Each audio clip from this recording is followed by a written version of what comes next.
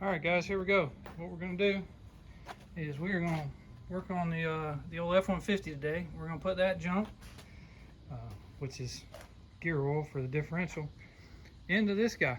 So we're a little bit over 50,000 miles. I've seen anywhere from 30 to 100 depending on like what kind of usage you got out of the thing. We've done a little bit of towing of that boat right there. I did haul the old 66 F100 back from North Florida if you were with us for that video. If not, you can go check it out on our channel. But today what we're going to do is change out the rear diff fluid on this guy. And here's the deal. I had to get a battery replaced. Was at the dealership anyway, so they did it there. But they tried to sell me on changing my rear diff fluid at about 40,000 miles. And they wanted about $400, sorry for the finger. But as you can see, there's the old rear diff right there. Not too hard to get to, don't even need a jack. So what we're gonna do today is see if we can get this done pretty quickly. I'd say less than an hour with basic tools. So really, you shouldn't need too much. Let's go ahead and dig in. First step is make sure we can get the fill port open. So I'm gonna crawl up under there and show you where that thing is and what we need to get it open and see if we can do that. Okay everybody, here we are. Just came under the truck on the driver's side and just using my creeper. Still no jack, no nothing. As far as that goes, there's your fill bolt. So if you look on that, it's square. It's a 3/8 drive. So you don't even need a socket, nothing. You don't even need an extension. You can have one if you want to. It is a 3/8 drive. I will say it was a little tight. Put some WD-40 on it there. But I was able to get it with 3/8 ratchet. And there you go. I mean, worst case, you get an adapter half to 3/8 and get a little more mechanical advantage, but that's it right there. Nothing's leaking, that's just WD-40. So I'm gonna go ahead and back that out. I already busted it loose, but I'm gonna go ahead and back that all the way out and make sure it can come out. And then we'll go around back and start working on taking the back cover off.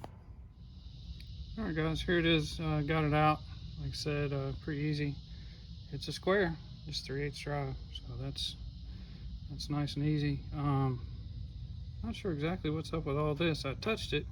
You can see it gets on my finger. It's kind of goopy feeling, so I'm guessing that there's a magnet in here maybe or something, but it's all kind of gooped in there. So I'm gonna clean this out and see what happens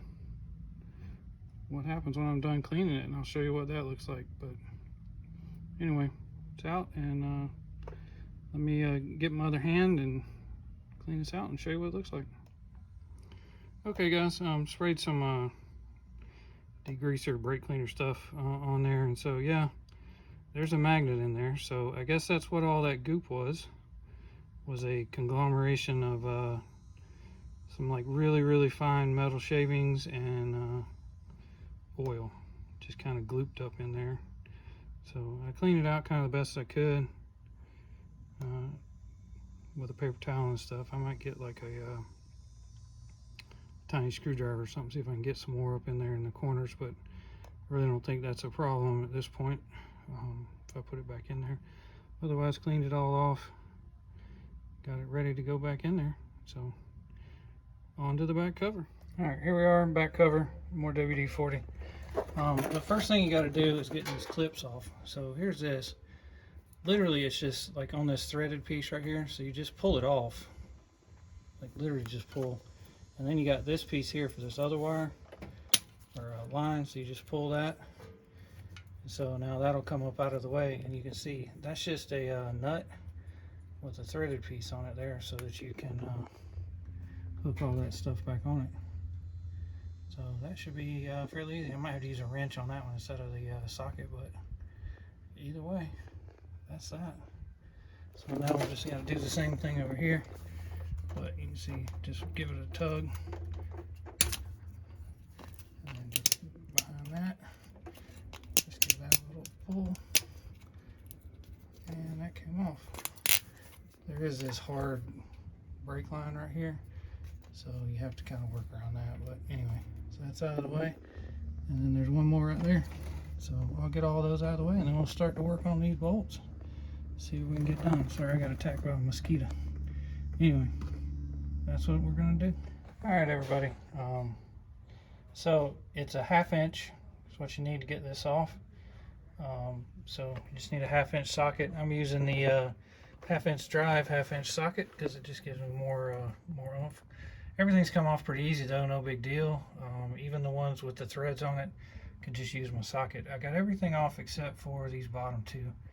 I might just thread one in at the top just as the whole thing doesn't fall back down on me. But anyway, I don't think it'll fall off because in 2020 they did these with RTV, so there's no gasket. It's just that freaking RTV stuff. So I think even once I get all the bolts out, I'm still gonna have to like get a screwdriver maybe and pry on it just a touch to get it to start coming off, but we'll see about that. Anyway, we got some options for what to do moving forward. When we get ready to put it back on, we'll discuss that when we get to that point. But for now, I'm going to go ahead and finish getting these last 2 bolts off and filling that pan up with gear oil.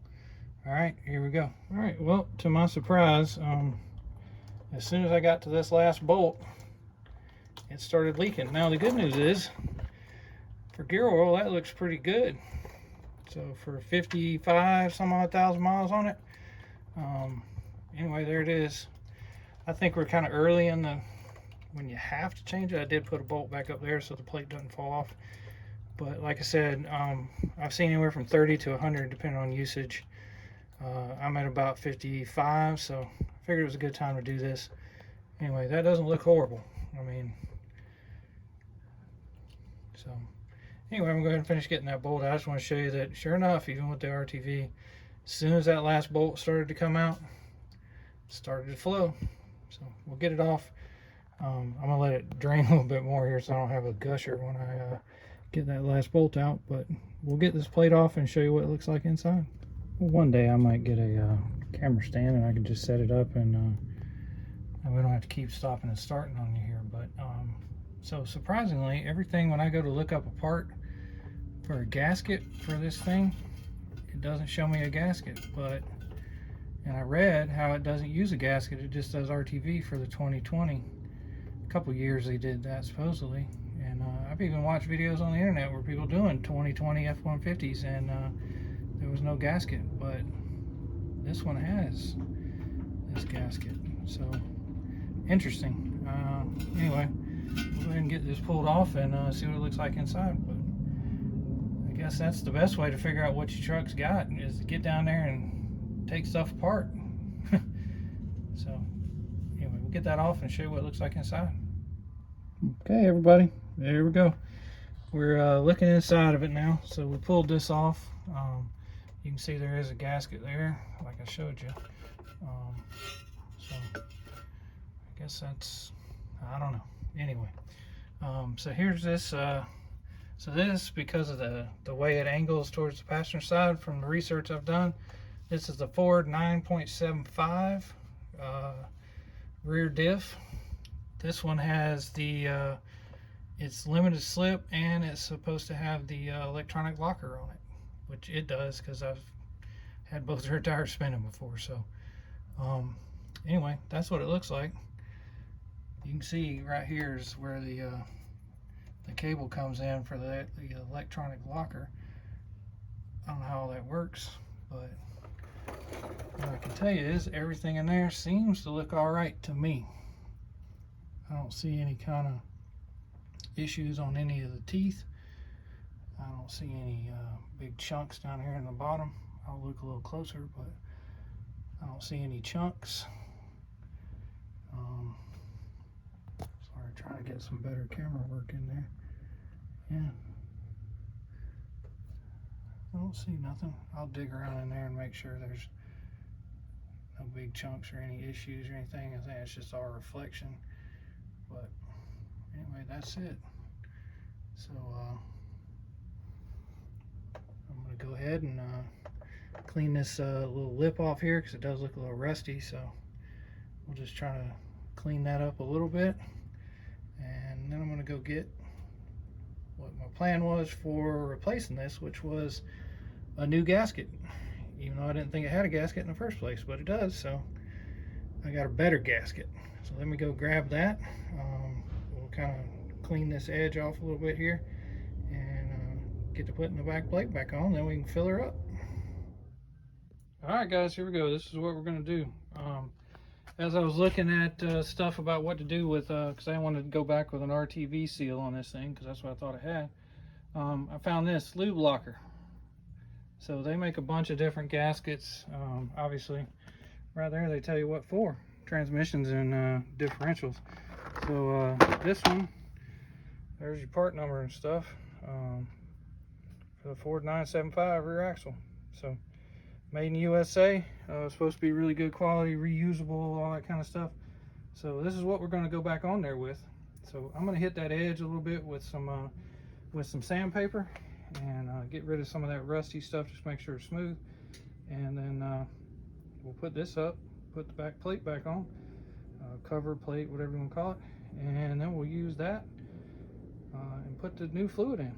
So we're off to the races. Here we go. Next step. All right, everybody, pulled this out. Just ran some 80 grit around the edges here. Try to knock off all, the big part of the rust. Just try to get it nice, and then spray some degreaser, parts cleaner stuff in there. Got that all done. I'll probably get one more and wipe it out, just make sure there's no residual. And then here's this the lube locker. So you can see, I mean, it's not super thick or anything, but it's set up so supposedly you can reuse it. One thing I was reading, but anyway, that's the new gasket we're going to put in. It does not have any metal in it from what I can tell, or if it is, it's pretty encased in there. So hopefully, yeah, it might have a little bit of metal, but anyway, it's not exposed like the other one. So that's what we're going to do. So I'm going to go ahead and put this back on. I also did a little 80 grit on the rear diff. Just try to clean that out some. But there's that. You can see it's kind of shined up, and spray some parts cleaner on a rag so I didn't get any inside of the diff there. And then so we're just gonna put this all back together, and then we'll get to filling it up. Okay, here we go. Got this back on. Can only go in one way. Everything's all lined up. Everything's tightened back up. There might be a torque spec for these things. I don't know. I've seen some people say they use thread locker on them. I didn't see that it had any on there, so I didn't put it back on there. Anyway, it's all done back up. I just got it tight with a 1/2 inch ratchet. I don't know how many foot-pounds that is, but decent amount. So now we just got to put this back on. So you just pull this back down. There you go. Slide that back on. Take this black piece here, slide that back on, and then we just got to do that up here. Sorry, up here. Seems it doesn't have a white piece, it just has the black piece. So that goes back on. Then come over here. Twist this back around. Slide the white piece on all the way. And get the black piece back on. There we go. There we go. That's all buttoned up. See, it doesn't want to come back off. There you go. Everything's all set, ready to go. Back like it was. Okay, so that's it. Now all we got to do is put the fluid back in it. So let me crawl out from under here and do that. All right, folks, here we are. Here's our contraption. I forget where I bought that, probably at O'Reilly's or maybe Harbor Freight, as far as that little hose thing there. But it screws right onto these bottles, and all you got to do is kind of turn it up as high as you can. And if you can get the bottle above where your your fill hole is, then it just flows. I've also had to do it the other way, where we kind of got it close and then we just had to squeeze the bottle. But anyway, you guys understand how that kind of stuff works. But that's my gadget there. It's probably like 10 bucks at, like I said, one of the parts stores or Harbor Freight or something. So that's all we needed. So here we go. I'm gonna go ahead and get that put in. All right, guys, here we go. I was filling that up, so I've got it squeezing in there too fast, really, at the end. But I put 3 quarts. I had spilled a little bit. I just dang bottle slipped out of my hand and spilled some, so I had a 4th bottle in the shelf in there with a little bit left in it. So anyway, it takes about 3 quarts, maybe a tad more than that. So I'd buy 4 bottles. But as you can see, I'm letting it kind of even itself out there. It's just dripping back down into the bowl there. But I'm gonna let that kind of slow down, maybe not stop all the way, but then we'll put the plug in it. This is the electronic locking one, so from what I've seen, it does not need any friction additive because it's not the the clutch pack limited slip deal. So anyway, this one should be good. It's finishing up its overflow there, so I'm gonna go ahead and put the bolt back in it, and we're gonna call this pretty much done. I mean, all I gotta do is wipe some stuff down, and gee, missed. There we go. Just finger tighten that in, and then I'll get the ratchet to finish it off. Like I said, it's just a 3/8 ratchet square, so it works out pretty good. So anyway, like I said, we'll clean all this off and make sure we don't have any leaks. I didn't see anything leaking out of the bottom when I was working on it before, so, or when I was filling it, so I don't see nothing coming out of down here. That lube locker thing seems to be holding pretty good. Wipe all this down. So I still got to tighten that up. So we'll get that done, but that's it. I did see, I'll be honest with you, I know some of y'all look at it and goes 7590 instead of a 75-140. I don't know. I've read a couple different things. It used to be 75-90, then they changed the specs to 75-140. I don't know, man. Sometimes I wonder if they're making stuff up. I don't know if it makes that much of a difference. But regardless, I will. I've got 75-90 in here. I'll probably run this till about 100,000 miles, and I'll switch it back out. If at that point I put 75-140 in, so be it. But I think personally it'll be fine either way. But you can go with a 75-140. It says 75-90 in the front diff, which is on these trucks it would be an 8.8 inch. But then it says 75-140 in the rears, just regardless of what size it is. So I don't know. Like I said, sometimes I think they make some of this stuff up and just switch it out. But who knows? We'll, like I said, we'll get this tightened up and that's clean up a little bit, and that should be it. So that's what it takes. I'm gonna go ahead and pull myself out from underneath the truck here.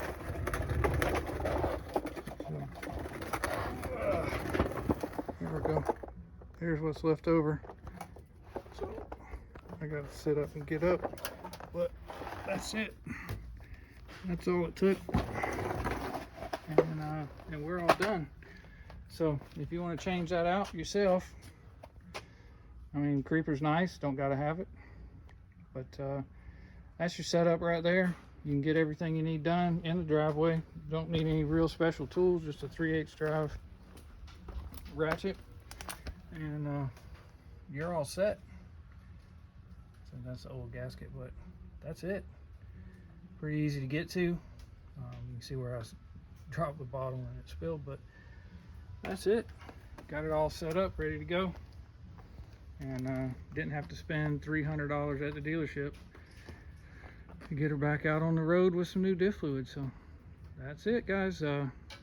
Keep an eye out and see what we're going to work on next. Could be this, the old BMW, could be the 928 up there, or it could be the F100 that's in the garage. I don't know. We'll just have to see what we start working on next. So come back and see us and see what we got going.